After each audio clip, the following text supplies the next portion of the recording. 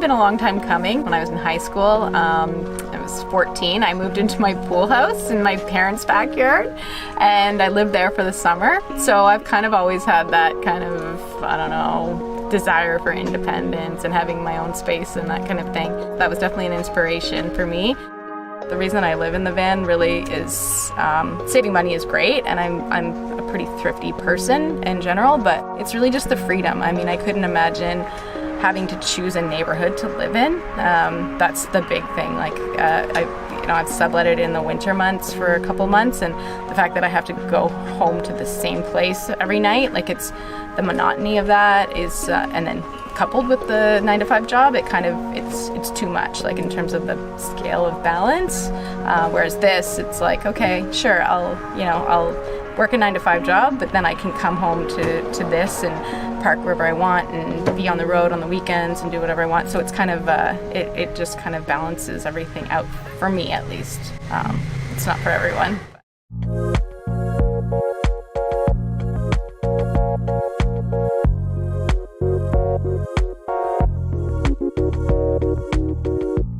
It's a 1977 GMC Vendura, and it's loud, it's a beast, but it works and I love it. I had been looking for a van for a long time, and this is actually my third van that I've lived in. This van I purchased from a German guy named Moritz. He had it on the market for $750, and when he started the engine, and I was like, oh, I don't know about this, and then he's like, you can have it for $500. And I was like, okay, I'll take it. It was, I just liked the simplicity of it. The previous owner he worked in construction, and he just kind of wanted a place to lay his head. He was a guy, so he was taller, so the bed was actually a bit longer. I sleep horizontally, he slept this way, so I had a friend kind of do some carpentry and cut down the bed so there's more space. And then this sink, the water pump and this kind of shelving was here. And then I just it's all been really makeshift. I have no carpentry skills whatsoever, so everything's really simple, and there's no technical anything.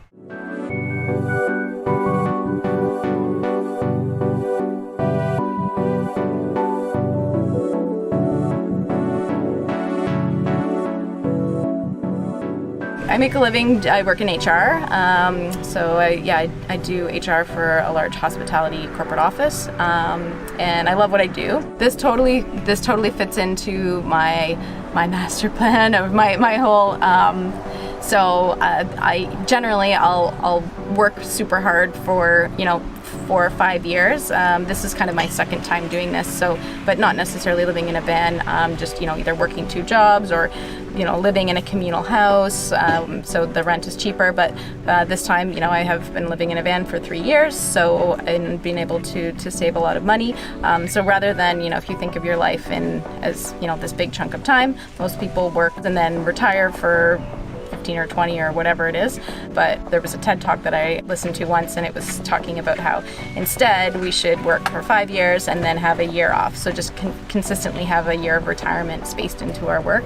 And I mean, it makes sense for me, and this really allows me to, to be able to do that and achieve that. And I think it just, rather than having having a big chunk of the same experience, you're able to break it up, and I think you grow more as a person. You're able to experience more, and ultimately just your life is more fulfilling, and you get to see different sides of life. And I feel like I've lived like 4 different lives already, and I'm 32, so.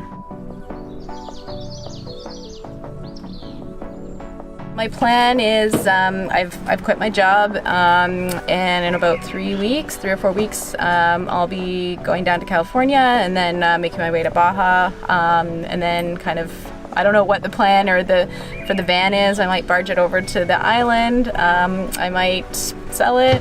I don't know. We'll see. And then probably go traveling overseas to the Philippines, Indonesia. I don't know. Any recommendations?